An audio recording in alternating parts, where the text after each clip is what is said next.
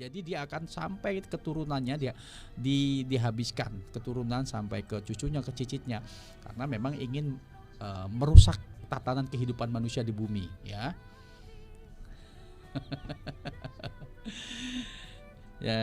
Ya, jadi kalau ingin menjadi binatang-binatang ya yang wujudnya besar, ya harimau, naga, banteng atau binatang lain, tentunya ini untuk kekuatan ya. Itu diadakan yang namanya semacam teknologi peleburan DNA. Tapi keturunannya juga akan mengalami nasib yang sama tentunya, yaitu mereka sewaktu-waktu akan berubah menjadi harimau. Makanya ada kisah manusia harimau, ya. Ada kisah manusia harimau yang namanya manusia cindaku atau harimau jejadian penghisap darah bayi. Di tempat saya lagi heboh kuntilanak jadi-jadian, desas-desusnya ya gitu, pesugihan gitu. Tante kuntil ya, kuntilanak. Kuntil bapak ada nggak, Bunda? Kuntilanak dulu, kasihan anak ya jadi ininya. Nah, tadi saya membahas tentang Ilfina. Apa sih, siapa itu Ilfina? Jadi Ilfina ini adalah anak dari Raja Bropa. Ya, siapa itu Raja Bropa? Next time juga akan saya bahas. Kalau Anda yang pernah mendengar yang namanya sebuah benua Atlantis, ya, ada juga benua yang jauh lebih canggih teknologinya, peradabannya di masa lalu itu, namanya Lemurian. Nah, nenek moyang kita ini adalah keturunan bangsa Lemurian yang memiliki teknologi-teknologi yang sangat canggih. Sobat Parama, perlu Anda ketahui bahwa teknologi sekarang ini seperti melahirkan di air, itu sebenarnya dari teknologi nenek moyang kita zaman dahulu loh. Sudah ada melahirkan di air itu. Itu diadopsi oleh bangsa-bangsa kaum Atlantis yang diberikan informasinya ke kaum-kaum barat. Nah, sebenarnya teknologi dari nenek moyang kita. Kemudian juga yang namanya plasenta, ya. Kita pernah bahas ya tentang plasenta itu, manfaatnya seperti apa.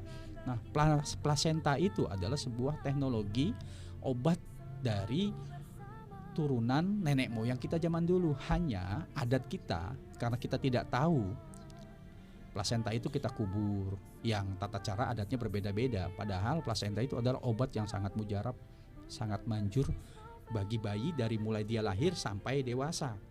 Obatnya hanya plasenta itu. Jadi plasenta itu nanti diolah kemudian menggunakan teknologi, disetrum dan lain sebagainya. Ada ramuan-ramuannya, ya.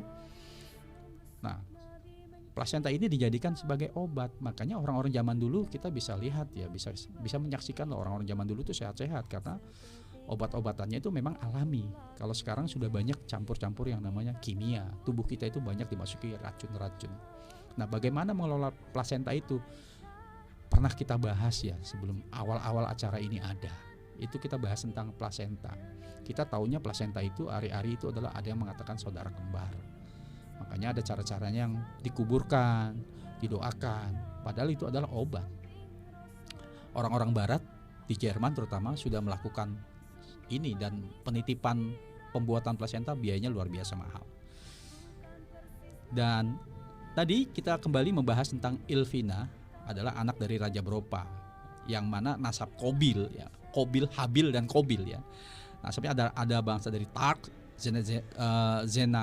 Zenezela ya, Bropa dan bangsa Mosram ya. Jadi bangsa Bropa itu adalah teori manusia 100%. Ada beberapa bangsa keturunan Nabi Adam juga yang masih memiliki kemampuan 100%. Jadi bangsa Bropa itu memiliki badan yang antara kepala dengan tubuh seperti tidak punya leher ya.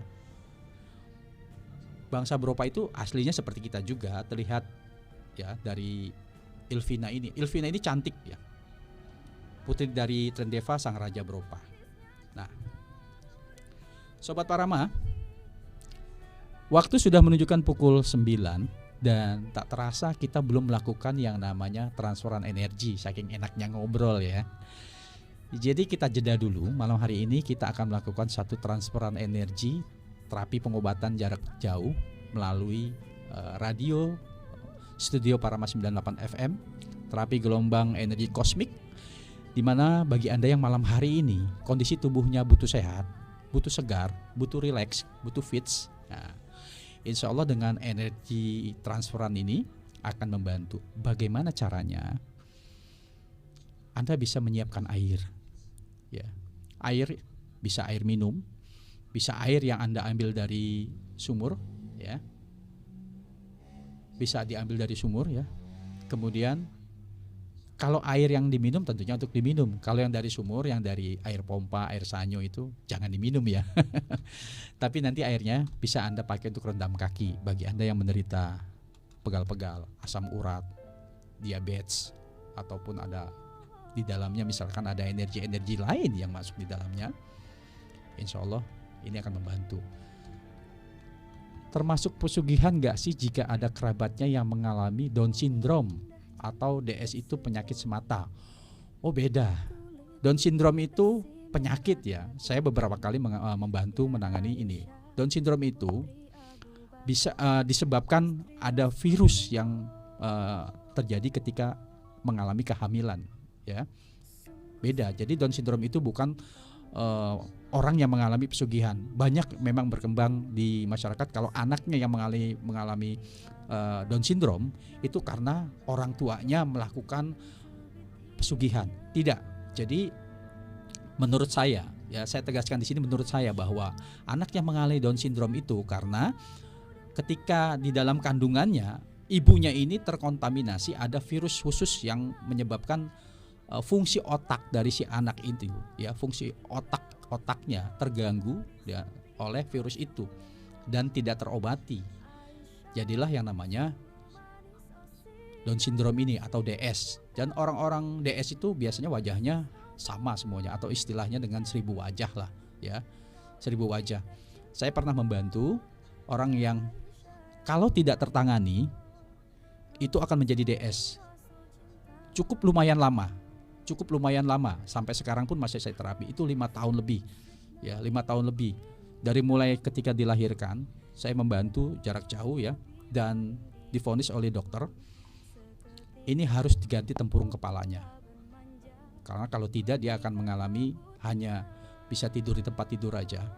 Tapi karena kuasa Allah dan kesabaran orang tua, kita ikhtiar berupaya, alhamdulillah anak itu sekarang sudah sekolah TK, ya, anak tersebut, dan tidak Down syndrome. Hanya memang fungsi dari organ tubuhnya agak sedikit lambat. Tapi bukan berarti bodoh, tidak. Malah cenderung insya Allah sama seperti anak-anak biasa. Baik Sobat Keparama, seperti yang saya sampaikan tadi bahwa malam hari ini jam 9 kita akan melakukan terapi transfer pengobatan jarak jauh. Bagi Anda yang sudah mempersiapkan air, baik itu di botol, di gelas, ataupun di gentong bahasa Bunda Ime, siapkan di gentong ya. Bisa juga dengan air-air yang dari bak, ya. Seiring dengan lantunan musik ini, ya, insya Allah kita akan mulai, ya, dengan ucapkan Bismillahirrahmanirrahim. Transferan kita mulai. Anda berdoa, ya, karena Andalah yang berdoa. Karena doa Anda terhadap air tersebut, keyakinan Anda akan merubah molekular air tersebut menjadi kristal-kristal, yang mana kristalnya itu akan berfungsi, berpengaruh terhadap organ tubuh, menjadi kuat, memperkuat organ tubuhnya. Ya, mari kita mulai dengan ucapan Bismillahirrahmanirrahim.